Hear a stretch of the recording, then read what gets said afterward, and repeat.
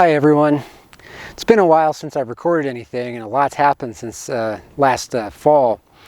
Like a lot of you, right now I'm self-isolating for the most part, and I want to talk about that more in a little bit. But first thing I wanted to do was touch on a subject that is just one of those frequently asked questions about taking care of bonsai. Inevitably, a person who's getting into bonsai is going to ask the question, why is my bonsai dead? And the answer to that is 90% of the time it has something to do with water. Of course, there are other reasons why your bonsai could be dead. It could be due to pests, or it could be due to sunlight or temperature, or disease, viruses, many different reasons. But most of the time it has to do with watering. And when it's due to watering, almost always it's due to underwatering. So I want to show you an example. This is one of my bonsai. It is dead, as you can tell. And it died over the winter. I lost another one over the winter too. And I don't know exactly why they died, but I'm pretty sure that the reason is because we had a fairly mild winter, and I think what happened was I had been storing them in the basement stairwell, and I think they dried out, and I just didn't water them frequently enough. So how do you prevent this? What's the key to keeping your trees alive? Well, my best hint is to treat your tree like you would your pet. If you have a dog or a cat, you don't check on how it's doing and what does it need, once a week or every couple of weeks. You've got to fill their water, you've got to give them food, and you should take the same sort of approach to your trees.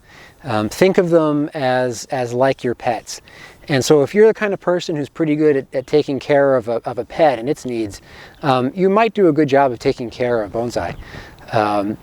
So what I would encourage you to do is to get into the habit of checking your tree every day. That's my rule of thumb, every day.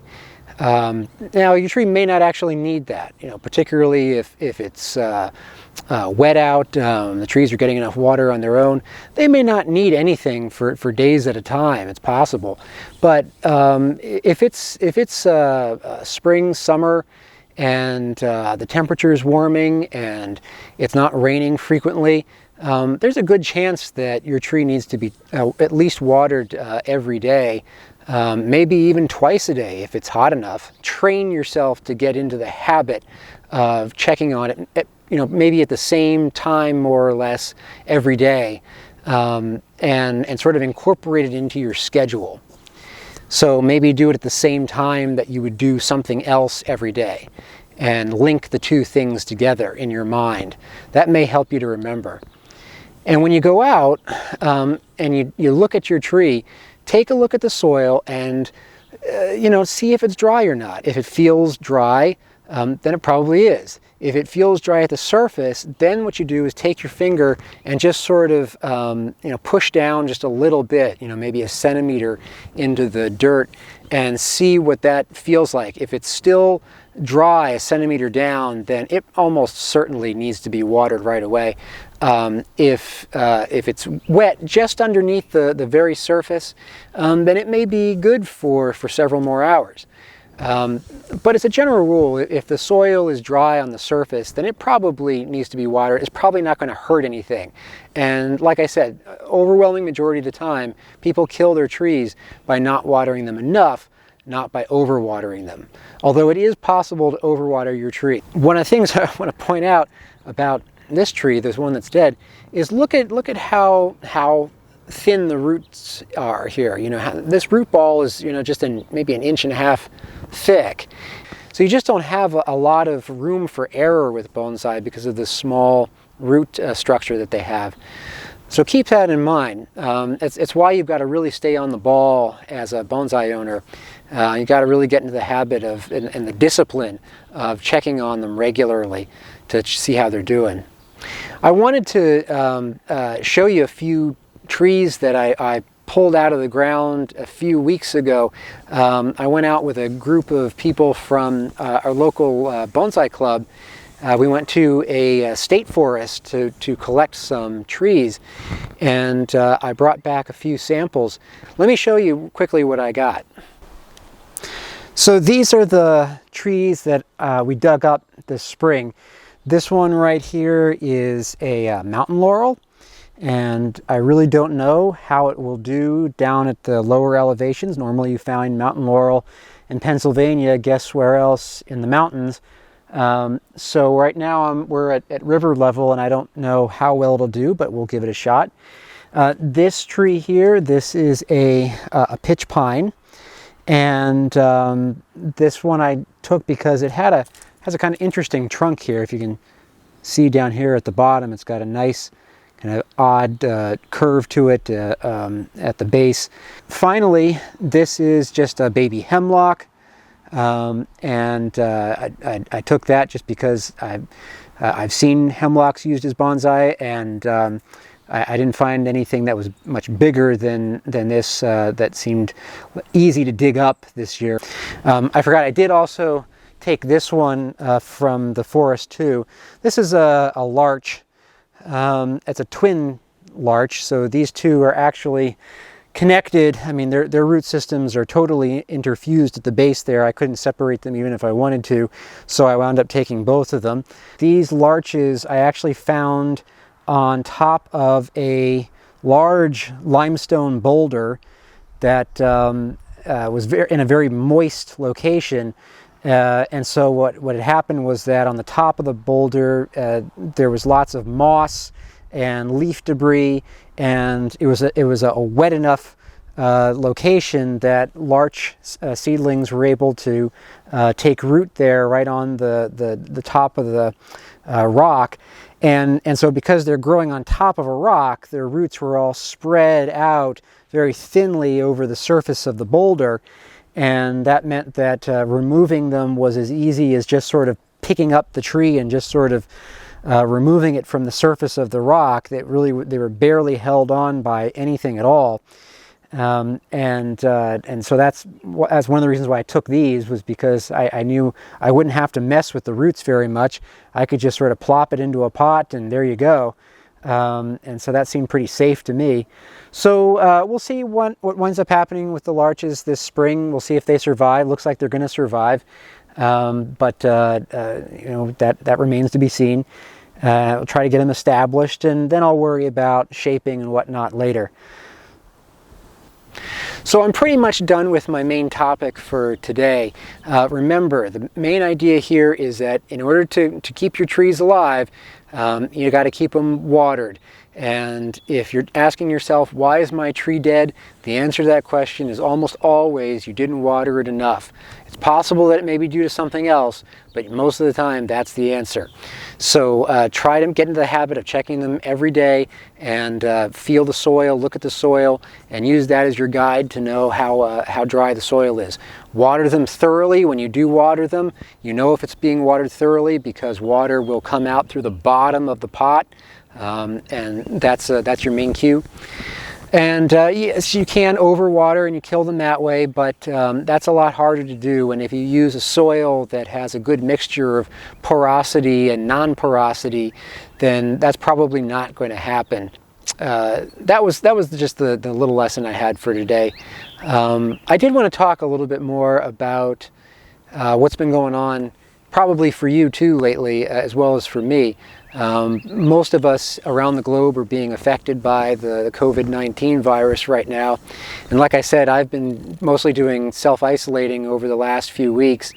If you've been paying attention, you know that working with plants is not my day job. My day job is actually, I'm a licensed clinical psychologist. And I'll tell you, I think that everyone's handling this in different ways. And I just wanted to say that however you're responding to this is probably going to be just fine. If you're feeling stressed out, you probably have good reasons to be feeling stressed. and it may not be a failure on your part that you're not getting over it. What I would say is that some people in times like this need to be active. They need to create a lot of structure in their day to sort of keep them feeling focused and like they've got a purpose, and not feeling lethargic and like they just don't want to move or get out of bed or do anything. And so if you know you're that kind of person, now's a great time to really work on your plants, learn more about plants, or whatever your hobby is.